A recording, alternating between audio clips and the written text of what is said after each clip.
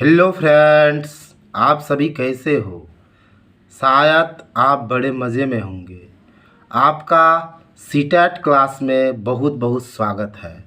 मेरा आज का टॉपिक सीटेट का प्रीवियस ईयर का क्वेश्चन है और आज हम लोग सीटेट के पेपर फर्स्ट का सीडीपी का क्वेश्चन समझेंगे जो 2018 में पूछा गया था और यह पेपर 1 है और 1 to 5 वाले के लिए है। ठीक है, तो आप समझ गए आज का टॉपिक हमारा क्या है। सीटेट का पेपर 1 का 1 to 5 वाले का सीडीपी का 2018 का जो प्रीवियस ईयर का क्वेश्चन है वो है और आज हम लोग इसके 10 क्वेश्चन को समझेंगे।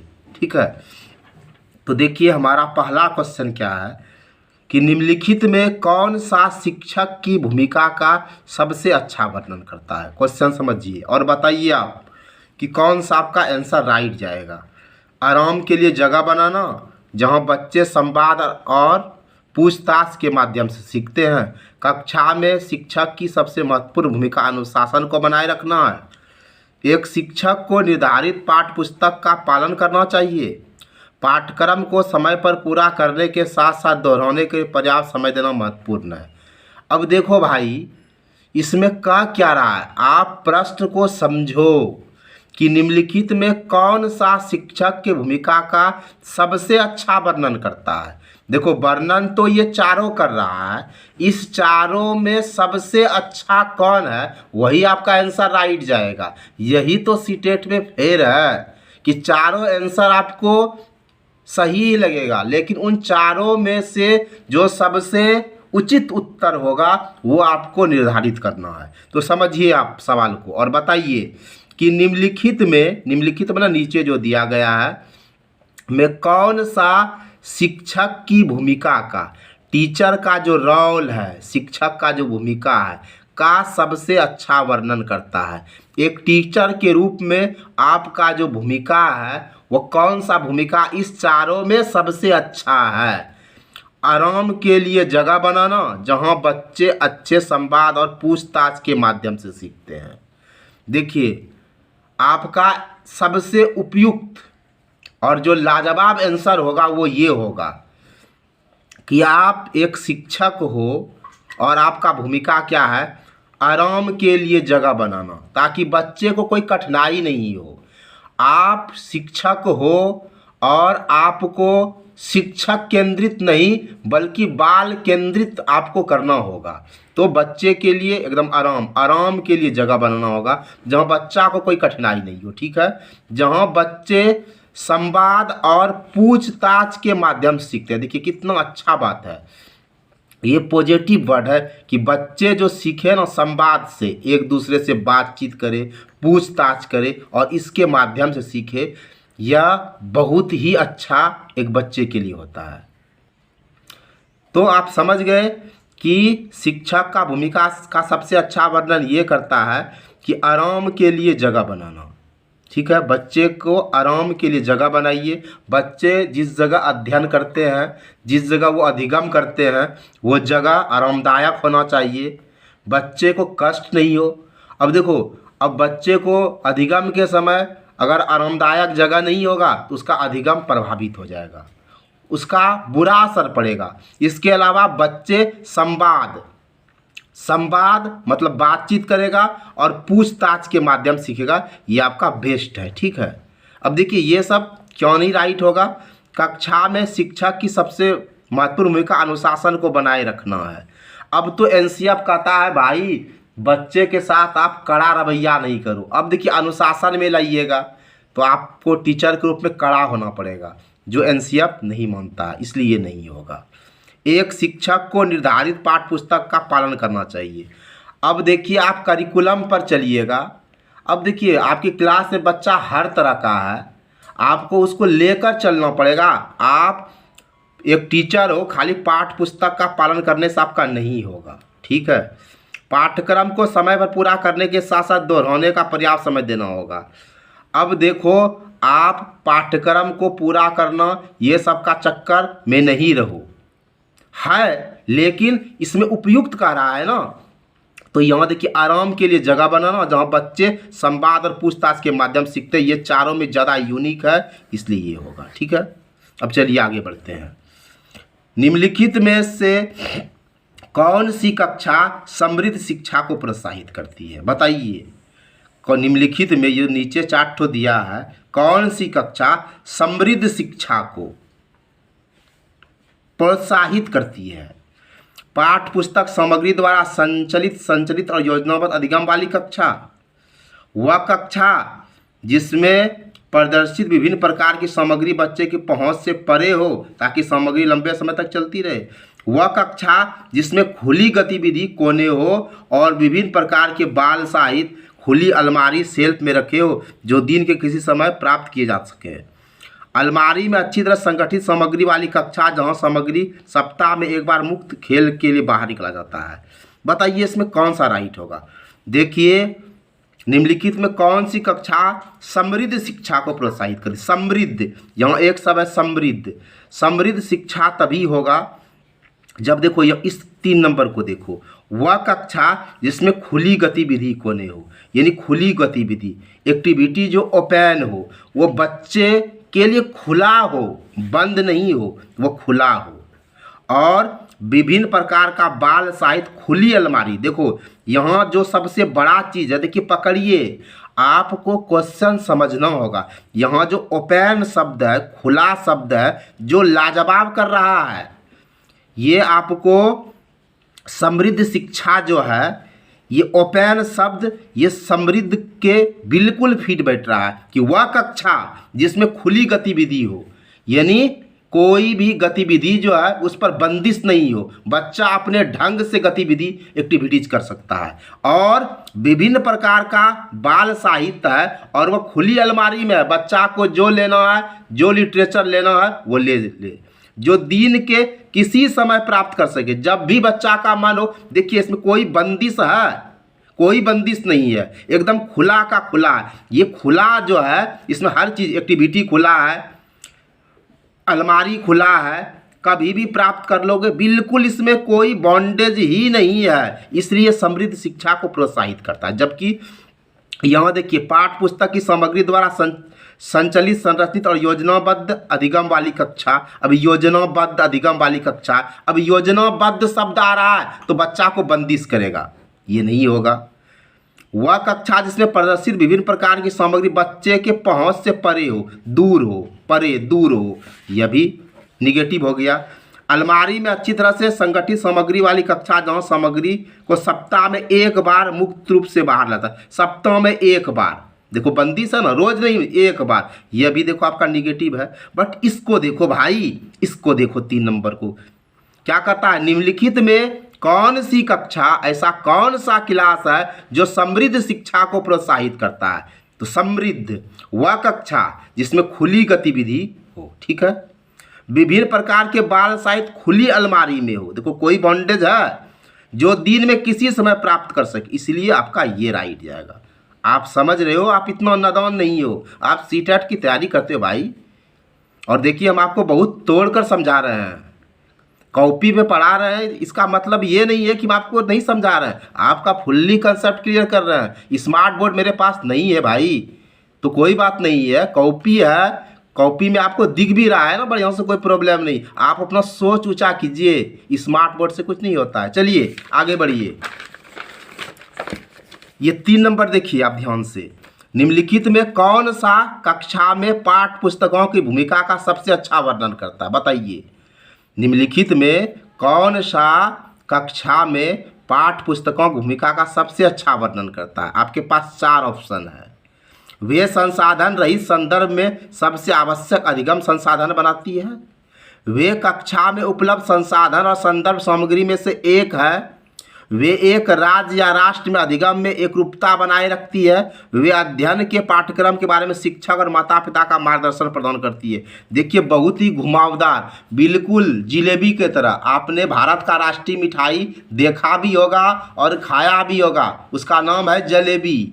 कितना घुमावदार है, ऐसा ही ये क्वेश्चन है, जरा समझिएगा ध्यान से। कहता है कि निम्नलिखित में, नीचे जो दिया गया है ना, कौन सा कक्षा में पाठ्य पुस्तक की भूमिका का सबसे अच्छा वर्णन करता है। ये जो पाठ्य पुस्तक है ना, ये पढ़ने वाला जो पाठ्य पुस्तक है, इसका भूमिका जो है, इसका रोल जो है, इसका सबसे अच्छा वर्णन कौन करता है? देखिए आपका 1 नंबर जो है ये सबसे अच्छा वर्णन करता है। कहा है, देखिए, वे संसाधन रहित संदर्भ में सबसे आवश्यक अधिगम संसाधन बनाती है। ये जो पाठ्य पुस्तक है ना, ये क्या है? सबसे आवश्यक, ये सबसे आवश्यक है, ये अधिगम संसाधन बनाती है। ये देखिए सबसे आवश्यक। देखिए ये जो पाठ्य पुस्तक है भाई, हम आपसे यह कहना चाहते हैं कि अगर आप एक सैनिक हो और आपको बंदूक नहीं रहेगा तो आप क्या कर लीजिएगा? कुछ कर पाइएगा? समझ रहे हैं कि नहीं? अच्छा चलिए, अब हम आपको एक बात बोलते हैं कि आप बहुत बड़ा चित्रकार हैं, ठीक है, और आपको पेपर देगा ही नहीं और आपको कुची देगा ही नहीं, तो आप क्या कीजिएगा? हवा में चित्र बनाइएगा? नहीं ना। तो देखिए एक स्टूडेंट और एक टीचर में जो ये पाठ्य पुस्तक होता है ना, ये एक बहुत बड़ी कड़ी है। ये टीचर और स्टूडेंट के बीच में एक ऐसी कड़ी है जैसे नदी में जो पुल रहता है ना, उसी तरह ये पुल का काम करता है। तो यहाँ देखिए ये पाठ्य पुस्तक का जो भूमिका है, इसका सबसे अच्छा वर्णन ये करता है कि वे संसाधन रहित संदर्भ में सबसे आवश्यक अधिगम संसाधन बनाती है। देखिए यहाँ क्या है? सबसे, सुपरलेटिव एकदम, सबसे आवश्यक, सबसे आवश्यक है पाठ्य पुस्तक और अधिगम संसाधन बनाती है। सबसे आवश्यक है और अधिगम संसाधन बनाती है, बिल्कुल राइट एक जाएगा। अब देखिए 4 नंबर में क्या कह रहा है भाई कि राष्ट्रीय पाठचर्या फ्रेमवर्क 2005, ठीक है, जिसको हम लोग NCF कहते हैं, ठीक है, और हमने पिछले वीडियो में इसके बारे में बताया है, आप इसके बारे में जानिएगा, ठीक है। तो आप मेरे चैनल को सब्सक्राइब कर लीजिए और फिर मेरे आप चैनल में जाइए और ऑल वीडियो में जाइए और फिर आप सर्च कीजिए, एक पेडागोजी वाला वीडियो है, उसमें आपको ये सारा चीज़ मिल जाएगा, ठीक है। अब देखिए क्या है, राष्ट्रीय पाठचर्या फ्रेमवर्क 2005 ने अपनी समझ डैश से प्राप्त की। ये जो NCF जो है 2005 ने अपना जो समझ किससे प्राप्त किया? संज्ञानात्मक सिद्धांत से किया, मानवतावाद से किया, व्यवहारवाद से किया कि रचनावाद से किया? आपका कौन सा राइट जाएगा? आपका राइट जाएगा रचनावाद, ठीक है, क्योंकि ये NCF जो है इसका फ्रेमवर्क 2000, ये NCF जो है राष्ट्रीय पाठचर्या फ्रेमवर्क, ये 2005 ने अपना जो समझ प्राप्त किया ये रचनावाद से। रचनावाद क्या होता है? जैसे देखिए हम आपको समझाते हैं, जैसे कि आप एक टीचर हैं, ठीक है, और आप बच्चे को पढ़ा रहे हैं, आप कौन सा एग्जाम्पल दीजिएगा? आपके अंदर एक रचना करने की क्षमता होनी चाहिए, आप तरह तरह के रचना करने में माहिर हो, ठीक है। अगर आपके पास एक एग्जाम्पल नहीं, आपके पास अनेकों एग्जाम्पल, आप रचनावाद हो। तो राष्ट्रीय पाठचर्या फ्रेमवर्क 2005 ने अपनी समझ रचनावाद से प्राप्त की और NCF 2005 कहता है कि टीचर जो है एक बहुत बड़ा सुगम करता है और एक टीचर के अंदर इतनी कैपेसिटी होना चाहिए कि वो बच्चा को किसी भी तरह से समझा दे। उसके अंदर इतनी कैपेसिटी होनी चाहिए कि वो हर तरह के बच्चा को समझाने में समर्थ रहे, उसके पास ढेरों एग्जाम्पल रहे, ढेरों तरीका रहे, ताकि बच्चे का फुल कंसेप्ट क्लियर कर सके। तो ये रचनावाद से संबंध है। आपका आंसर 4 नंबर राइट जाएगा, ठीक है। अब चलिए 5 नंबर पर हम लोग आते हैं, समझिए आप ध्यान से, ठीक है ना। कक्षा में बच्चे को प्रेरित समझा जाता है, समझिए, आपको समझना है, आपको आम खाना है भाई, गुठली नहीं गिनना है, ठीक है। आप स्मार्ट बोर्ड और कॉपी के चक्कर में नहीं पड़िए, यह देखिए कि आपको आम कैसा मिल रहा है, ठीक है ना। अब चलिए देखिए, कक्षा में, कक्षा समझ रहे हैं ना, क्लास में बच्चे को प्रेरित समझा जाता है यदि वे शिक्षक से स्पष्टीकरण प्राप्त करने के लिए प्रश्न पूछते हैं। ध्यान दो भाऊ, वे अच्छी तरह से वर्दी पहने स्कूल में आते हैं, वे कक्षा में अनुशासन बनाए रखते हैं, वे सभी उपस्थिति में नियमित हैं। इसमें देखिए बच्चे को प्रेरित, एक शब्द है प्रेरित। बच्चा कक्षा में, बच्चा को आप प्रेरित समझोगे कब? जब वे अच्छी तरह से वर्दी पहन के स्कूल में आएगा, बताओ उसका प्रेरित से क्या संबंध है? अच्छा ड्रेस पहन के आया, खूब अच्छा मुंह में पाउडर लिपस्टिक लगा के आया, उससे प्रेरित आप उसको नहीं समझो, ये नहीं होगा। वे कक्षा में अनुशासन बना के रखता है, आप उसको प्रेरित नहीं समझ सकते हो। वे सभी उपस्थिति में नियमित होता है, रोज आता है, सब चीजें प्रेजेंट होता है, प्रेरित नहीं समझ सकते हो। प्रेरित देखो क्या हुआ, वे शिक्षक से स्पष्टीकरण प्राप्त करने के लिए प्रश्न पूछता है। जब बच्चा प्रश्न पूछे अपने शिक्षक से तब वो प्रेरित है, तब वह पढ़ाई को ध्यान से देख रहा है, वो प्रेरित है, उसके अंदर जानने का इच्छा आ गया, वो उसके अंदर जिज्ञासा का भाव उत्पन्न हो गया है। और जब जिज्ञासा का भाव उत्पन्न हो, यही तो प्रेरित है। तो कक्षा में, क्लास में बच्चे को प्रेरित कब समझा जाएगा? जब वह शिक्षक से स्पष्टीकरण के लिए अपने टीचर के सर क्या हुआ, कैसे हुआ, कहाँ से हुआ, ये स्पष्टीकरण प्राप्त करने के जब वो प्रश्न पूछे तो समझो कि आपके क्लास में बच्चा प्रेरित है, और ये गुड साइन है। यही तो एनसीएफ कहता है, बच्चे को प्रेरित करो, उसको इस तरह से मोटिवेट करो कि वो प्रेरित हो जा। और जब बच्चा जब प्रेरित हो गया ना, तो समझो तो काम हो ही गया, तो आपका राइट 1 नंबर जाएगा भाऊ। अब चलिए हम आगे बढ़ते हैं और 6 नंबर के सवाल पर आते हैं। देखिए क्या कह रहा है कि निम्नलिखित में कौन सा बच्चों में अधिगम में सुधार करने के लिए सबसे अधिक उपयुक्त है? आप अधिगम तो समझते हो ना, जिसको हम लर्निंग कहते हैं। निम्नलिखित में कौन सा बच्चे में अधिगम में सुधार लाने के लिए सबसे उपयुक्त है? बच्चा के अधिगम में सुधार आए, इसके लिए कौन सा उपयुक्त है? शिक्षक को वास्तविक जीवन स्थिति पर बच्चे को एक दूसरे से बातचीत करने में मदद करनी चाहिए। नियमित मूल्यांकन परीक्षा आयोजित की जानी चाहिए।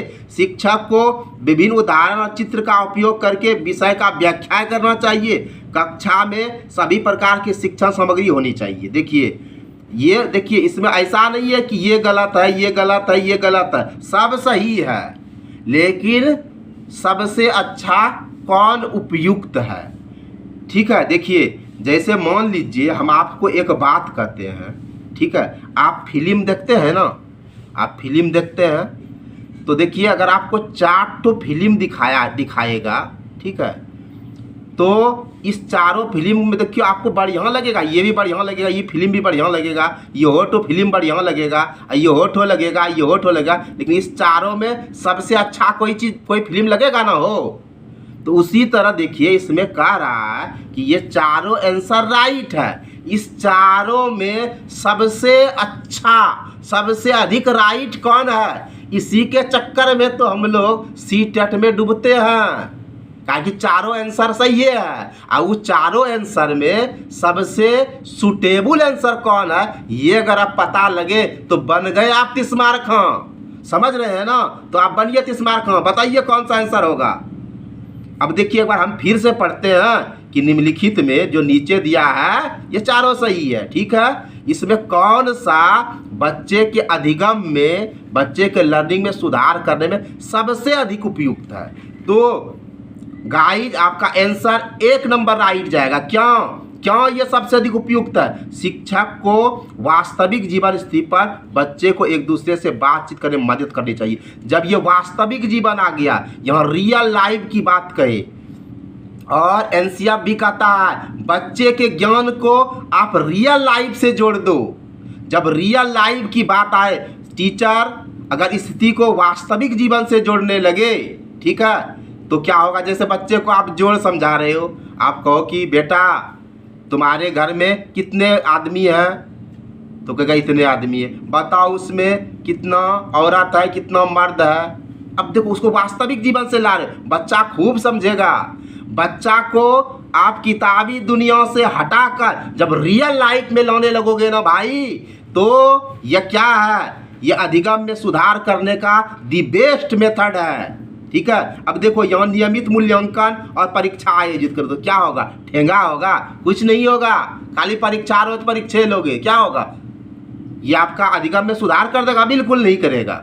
शिक्षक को विभिन्न उदाहरण और चित्र का उपयोग करके व्याख्या करोगे। अब टीचर खाली व्याख्या कर रहा है, अरे बाबू टीचर व्याख्या कर रहा है ना, टीचर व्याख्या कर रहा है, इसका मतलब ये थोड़ा हो गया कि अधिगम में सुधार हो जाएगा, होगा सुधार, लेकिन उतना अच्छा सुधार नहीं होगा जितना कि रियल लाइफ से आप जोड़ोगे। ठीक है, तो ये भी नहीं होगा। कक्षा में सभी प्रकार के शिक्षण सामग्री हो, बढ़िया बात है, लेकिन उपयुक्त, सर्वाधिक उपयुक्त ये नहीं है। सर्वाधिक उपयुक्त तो 1 नंबर है। देखिए, हम ये नहीं कहते कि ये उपयुक्त नहीं है, ये उपयुक्त नहीं है, ये उपयुक्त नहीं, उपयुक्त है, लेकिन यहाँ का क्या रहा है, पढ़िए कि सबसे अधिक उपयुक्त, सर्वश्रेष्ठ। देखिए भाऊ, हम ये नहीं कहते हैं कि विराट कोहली अच्छा बल्लेबाज नहीं है, हम ये नहीं कहते कि रोहित शर्मा अच्छा बल्लेबाज नहीं है, लेकिन हमारा मास्टर ब्लास्टर सचिन तेंदुलकर तो सर्वश्रेष्ठ है। दुनिया में है कोई ऐसा बल्लेबाज? कोई था? ये सर्वश्रेष्ठ है। आपको सर्वश्रेष्ठ खोजना है, यानी सबसे अधिक उपयुक्त। तो जब टीचर वास्तविक जीवन की स्थितियों पर बच्चे को एक दूसरे के साथ बातचीत करने में मदद कर दे, यानी जब टीचर रियल लाइफ से के साथ बच्चे को जोड़ने लगे, ये सबसे अधिक उपयुक्त है। आपका 1 नंबर आ जाएगा। ठीक है, अब देखिए भाऊ 7 नंबर में क्या कह रहा है, अनुशासन, डिसिप्लिन, जो अधिगम वातावरण में एक महत्वपूर्ण भूमिका निभाता है। किस तरह का मदद करता है? देखिए, डिसिप्लिन बहुत जरूरी है। डिसिप्लिन के बिना हम अधूरे हो जाते हैं। अच्छा बात है, डिसिप्लिन होना चाहिए। अब देखो क्या कह रहा है, अनुशासन जो अधिगम यानी लर्निंग इन्वायरमेंट में एक महत्वपूर्ण रोल निभाता है। बहुत अच्छा बात है। डिसिप्लिन जो है वो अधिगम को के वातावरण में एक बहुत बड़ी भूमिका निभाता है। ये किस तरह से मदद करता है बताइए? बच्चे को उनके पाठ रट कर, ये रट और रट कर, जहाँ भी देखो रट कर, जहाँ भी देखो तोता छाप, जहाँ देखो रट कर मतलब रट्टू मतलब तोता, ये निगेटिव, ऐसे काट दो। देखते हो ना, ऐसे मने मन काट दो। चुप्पी साधे रहने से, जब चुप्पी रहोगे, ये जो गूंगा बन जाओगे, निगेटिव है। मारते हैं ऐसे खटाखट। शिक्षक के निर्देश में, अरे भाई टीचर का निर्देश, यहाँ जो गुलामीगिरी आ गया ना, यहाँ गुलामीगिरी, एनसीएफ कहता नहीं चलेगा गुलामीगिरी। वो जमाना चला गया जब पूरे क्लास में टीचरे बॉस होता था। अब कहता है अब जो है एनसीएफ कहता है टीचर नहीं स्टूडेंट बॉस होगा। अब बाल केंद्रित शिक्षा, मारो खटाक से उल्टा करो। अब बताओ भाऊ, अनुशासन जो अधिगम वातावरण में महत्वपूर्ण भूमिका निभाता है, किस तरह मदद करता है? ये आपका राइट जाएगा 2 नंबर। ये बच्चे को अपनी शिक्षा को विनियमित, रेगुलर और मॉनिटर करने के लिए मदद करता है।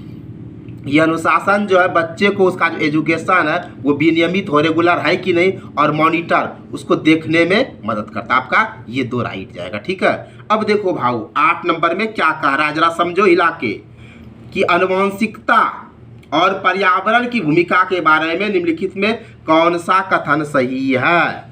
ठीक है, आनुवंशिकता जिसको हम लोग हेरिडिटी बोलते हैं, और इन्वायरमेंट, इसका जो रोल है, इसके बारे में निम्नलिखित में कौन सा कथन सही है आपको बताना।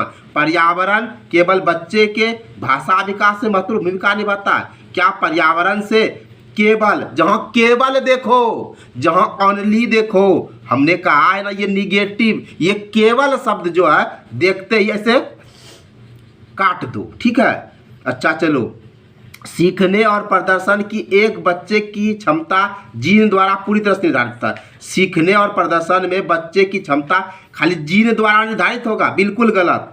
अरे भाई ठीक है, बच्चा खूब तेज माँ बाप से पैदा लिया है, बहुत अच्छा जेनेटिक है, ठीक है, और बच्चा को वातावरण नहीं दो, उसको स्कूले नहीं भेजो, उसको टीचर के पास भेजो ही नहीं, तो बड़का विद्वान बन जाएगा? बोलिए भाई साहब, बोलिए बनेगा? बिल्कुल नहीं, इसलिए एकदम गलत हो जाएगा। सीखने और प्रदर्शन करने में एक बच्चा की क्षमता खाली जीने द्वारा निर्धारित होगा।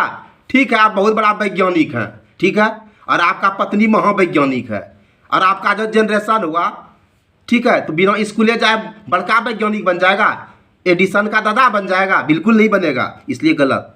ठीक है, अब देखिए, अच्छी देखभाल और पौष्टिक आहार बच्चे के किसी भी जन्मजात विकार को दूर कर देता है। ये भी गलत है। ठीक है, आपके बच्चे के अंदर कोई शारीरिक विकार जन्मजात है, मतलब समझ लीजिए कि आपके बच्चे को पोलियो मार दिया है। ठीक है, अब उसको पोलियो मार दिया, हाथ पैर सूख गया है, अब उसको खूब दूध घी अंडा खूब खिला पिला रहे हैं, खूब देखभाल कर रहे हैं, एसी डीसी में रख रहे हैं, तो क्या होगा? उसका जन्मजात विकार दूर हो जाएगा भाई साहब, बोलिए। ठीक है, वो बच्चे को पोलियो मार दिया है, जन्मजात विकार है, तो उसको खूब अब देखभाल कीजिए। जब मां के गर्भ से बाहर आया ना, खूब देखभाल कीजिए, खूब उसको तेल लगाइए, पौष्टिक आहार खूब दीजिए, रोज 1 दर्जन अंडा खिलाइए, 9 किलो दूध पिलाइए, 1 कुंटल सेब खिलाइए, तो क्या होगा, उसका पोलियो ठीक हो जाएगा। बोलिए भाई साहब, बोलो भाऊ बोलो, 1 कुंटल सेब खिलाने से विकार ठीक होगा? नहीं, बिल्कुल नहीं। तो क्या राइट जाएगा, बोलो बोलो, अब बोलो। अब कहेगा कि ये तीनों तो आप काटिए दिए ना, तो 2 को मारते राइट, सही है, बोले इट राइट होगा। अब काहे राइट होगा, जब हम बोलते हैं विकास के कुछ पहलू आनुवंशिकता और कुछ अन्य पर्यावरण से अधिक प्रभावित होता है। क्योंकि देखिए, जहां आपका ये आ गया, विकास के कुछ पहलू जो है वो आनुवंशिकता पर और कुछ अन्य जो है पर्यावरण से अधिक प्रभावित होता है। क्योंकि हमने आपको बताया है एक फार्मूला कि D बराबर H गुना E होता है, यानी development equal to heredity into environment. आपका राइट 2 जाएगा कि आनुवंशिकता और पर्यावरण की भूमिका के बारे में। तो देखो, किसी में विकास, इसमें तो विकास है, देखिए विकास इसमें भी है 2 नंबर में। यहाँ आनुवंशिकता और पर्यावरण की भूमिका के बारे में कौन सा कथन सत्य है? तो देखिए, ये जो D बराबर H गुना E है, इसका मतलब ये नहीं हुआ कि जितना हेरिडिटी का रोल है उतना इन्वायरमेंट का रोल है। ये 50-50 नहीं। देखिए, किसी के डेवलपमेंट में क्या होता है कि हेरिडिटी का ज़्यादा रोल हो जाता है, इन्वायरमेंट का कम हो जाता है। किसी का क्या हो जाता है, इन्वायरमेंट का ज़्यादा रोल होता है, हेरिडिटी का कम होता है। तो यहाँ देखो, आनुवंशिकता और पर्यावरण की भूमिका के बारे में निम्नलिखित में कौन सा कथन सत्य होगा? ये 2 नंबर कि विकास का जो कुछ पहलू है उसमें आनुवंशिकता का और कुछ अन्य पर्यावरण से अधिक प्रभावित होता है। ठीक है, ये आपका राइट 2 नंबर जाएगा। अब देखिए, हम नेक्स्ट पर बढ़ते हैं, और नेक्स्ट में देखिए क्या है, ये 9 नंबर में निम्नलिखित में कौन सा कथन पियाजे के सिद्धांत के अनुसार कहा नहीं जा सकता है? ये जीन पियाजे जो एक रचनावादी मनोवैज्ञानिक थे, स्विट्जरलैंड के पियाजे साहब, इसी पर यह क्वेश्चन है कि निम्नलिखित में नीचे जो दिया गया है इसमें कौन सा स्टेटमेंट पियाजे के सिद्धांत के अनुसार कहा नहीं जा सकता है, यानी पियाजे ने नहीं कहा है। देखिए, बच्चे अपने पर्यावरण पर क्रिया करेगा, ये बिल्कुल सही है, पियाजे ने कहा है। ये पियाजे ने कहा है बच्चे अपनी दुनिया के बारे में ज्ञान का निर्माण और उपयोग करता है। अरे भाई, बच्चा लिटिल साइंटिस्ट है, ये भी कहा है। निरंतर अभ्यास से अधिगम होता है। कथा करत करत अभ्यास ते जड़मती होत सुजान, और रसरी आबत जात के, रसरी आबत जाबत सिल पर परत निशान। बिल्कुल सही है, ये पियाजे भी मानते हैं, ये भी आपका सही है, पियाजे ने कहा। लेकिन ये जो 2 नंबर देख रहे हैं ना, ये बात पियाजे ने नहीं कहा। कहता है ना, निम्नलिखित में कौन सा कथन, कौन सा ऐसा स्टेटमेंट है जो पियाजे के सिद्धांत के अनुसार कहा नहीं जा सकता? ये पियाजे ने ये बात तो नहीं कहा, इसलिए आंसर जाएगा। तो कहा नहीं कहा कि विकास गुणात्मक चरणों में होता है। ये डेवलपमेंट जो होता है ये गुणात्मक चरणों में नहीं होता है। आप डेवलपमेंट को गुणात्मक स्टेप में मत बांटो भाऊ। ये कहा पियाजे ने कि बच्चे अपने पर्यावरण पर क्रिया करते हैं, बिल्कुल करते हैं। बच्चा को जिस तरह का पर्यावरण मिलता है वो क्रिया करने लगता है, सही है। निरंतर अभ्यास करने से अधिगम बढ़ता है, दुरुस्त होता है, सही बात है। बच्चे अपने दुनिया के बारे में ज्ञान का निर्माण और उपयोग करता है, बहुत सही। लेकिन ये बिल्कुल रॉन्ग है, ये पियाजे ने नहीं कहा कि विकास गुणात्मक चरणों में होता है, ये नहीं कहा, इसीलिए यहाँ नहीं वाला कहता है, इसीलिए आपका आंसर ये राइट जाएगा 2 नंबर। अब आइए आज का अंतिम सवाल कि निम्नलिखित में कौन सी पूर्व संक्रियात्मक विचार की एक सीमा नहीं है? ठीक है, देखिए, ये पूर्व संक्रियात्मक जो है, आपने जीन पियाजे का संज्ञानात्मक विकास सिद्धांत पढ़ा होगा। आपको यह वीडियो मिलेगा भी, आप मेरे चैनल पर जाइए और ऑल वीडियो में सर्च कीजिए, आपको जीन पियाजे का धांसू विकासात्मक सिद्धांत मेरा मिलेगा। आप उससे पूरी तरह से कंसेप्ट क्लियर कर सकते हैं भाऊ। और आपसे हम यह कहना चाहते हैं कि अभी तक अगर आप मेरे चैनल से नहीं जुड़े हैं तो देर किस बात का, इस उंगली को ऐसे हिलाइए और सब्सक्राइब कर दीजिए ताकि आपको नोटिफिकेशन मिलता रहे। भले कागजे वाला मिले, लेकिन ये भाई साहब, मैं आपसे एक ही बात कहता हूँ, ये धरती पर जानते हैं ना, कागज और कलम से कोई चीज़ बड़ा नहीं होता। इसलिए आप कागज और कलम को बेकार मत समझो, समझे कि नहीं? चलिए समझिए। निम्नलिखित में कौन सी पूर्व संक्रियात्मक विचार की एक सीमा नहीं है? तो ये पूर्व संक्रियात्मक जो है, ये जो है जीन पियाजे ने कहा है कि ये 2 से 7 साल का होता है, ठीक है। और इसमें जो है ना बच्चा अपने ज्ञान इंद्रियों से सीखता है। और मनुष्य को 5 ज्ञान इंद्रिय है ना, क्या क्या है बताते हैं। आँख, नाक, कान, जीभ और त्वचा, ये जो है ना 5 ज्ञान इंद्रिय है। देखिए, आप आँख से कोई चीज़ को देखकर ज्ञान प्राप्त करते हैं कि ये भाई लंबा है, ये चौड़ा है, आँख से देखिए। नाक से आप सूंघ लेते हैं, इठो गोबर है, इठो गुलाब का फूल है, आँख मुनियो लीजिएगा, नाक से सूंघ, आहा क्या गुलाब में खुशबू है, आहा गोबर कितना बदबू कर रहा है, आपको ज्ञान मिल जाता है नाक से भी। और कान से आप सुनकर भी ज्ञान प्राप्त करते हैं। और जीभ से चख कर खट्टी मीठी पता कर लेते हैं। और त्वचा से तो फीलिंग, आहा क्या फीलिंग है, आपको ज्ञान मिल रहा है ना।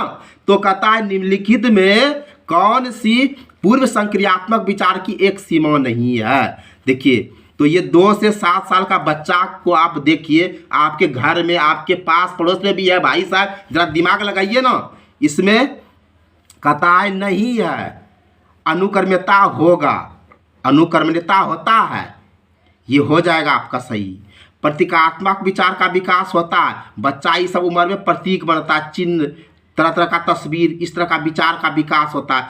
बच्चा देखिएगा, कॉपी कलम दे दोगे, कभी ऐसे करेगा, कभी ऐसे करेगा, कभी ऐसे करेगा, क्या करेगा पता नहीं भाई। ये प्रतीकात्मक विचार का विकास हो जाता है। ये भी आपका अहमन्यता, बच्चा अपने आप में ईगोसेंट्राइज्म हो जाता है, वह सोचता है कि मेरे तरह कोई है ही नहीं है, हम जो करते हैं एकदम ऑल राइट, सारी दुनिया भाड़ में जाए मैं सही हूँ, अहम केंद्रता होता है। लेकिन ये 2 से 7 साल जो है आपका पूर्व संक्रियात्मक, इसमें ध्यान केंद्रित करने की प्रवृत्ति नहीं होती है। अब बताओ भाई, 2 से 7 साल के बच्चा को आप तोप लेकर बैठ जाओगे, कहोगे तोप से उड़ा देंगे, जल्दी से ध्यान केंद्रित कर, ना बाबा ना।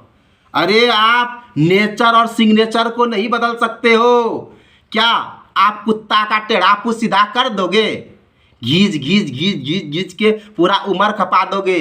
अरे बचपन से बूढ़ा हो जाओगे और बूढ़ा से बचपन हो जाओगे, कुत्ता का पूछ सीधा कर दोगे? नहीं ना बाबू भाऊ। तो उसी तरह समझो कि 2 से 7 साल का जो बच्चा होगा ना, आप उसको कान मचार मचार कर उसका कान उखाड़ दो, लेकिन वो ध्यान केंद्रित करने का प्रवृत्ति होता ही नहीं है। क्योंकि 2 से 7 साल में बच्चा क्या होता है, कभी इधर देखेगा, कभी उधर देखेगा, कभी उसको छेड़ेगा, कभी ये करे, मतलब वो अपने आप को कांस्टेंट नहीं कर सकता है। तो निम्नलिखित में कौन सा पूर्व संक्रियात्मक विचार की एक सीमा नहीं है? ये ध्यान केंद्रित प्रवृत्ति, ये सीमा नहीं है, यानी वो ध्यान केंद्रित नहीं कर सकता है। और यहाँ कहता है ध्यान केंद्रित करने की प्रवृत्ति, यानी वो नहीं कर सकता। निम्नलिखित में कौन सा पूर्व संक्रियात्मक विचार की एक सीमा नहीं है? तो ध्यान केंद्रित इस समय वो नहीं कर सकता है। आपका आंसर 2 राइट जाएगा। आई होप गाइज, शायद आपको आज का वीडियो समझ में आया होगा। अगर आपको वीडियो समझ में आया होगा तो आपसे सादर अनुरोध है कि आप मेरे चैनल को सब्सक्राइब करें। और अगर आपको वीडियो पसंद आया हो तो अपनी उंगली को थोड़ा सा कष्ट दीजिएगा और लाइक कर दीजिएगा। और अंत में आपसे एक अनुरोध है कि आप मेरे वीडियो को ज़रा सा शेयर कर दीजिए भाई। अभी हम थोड़े नए यूट्यूबर हैं, ज़्यादा दिन नहीं हुआ है, थोड़ा सा सपोर्ट कीजिए। और विशेष क्या बोलेंगे, जय हिंद जय भारत।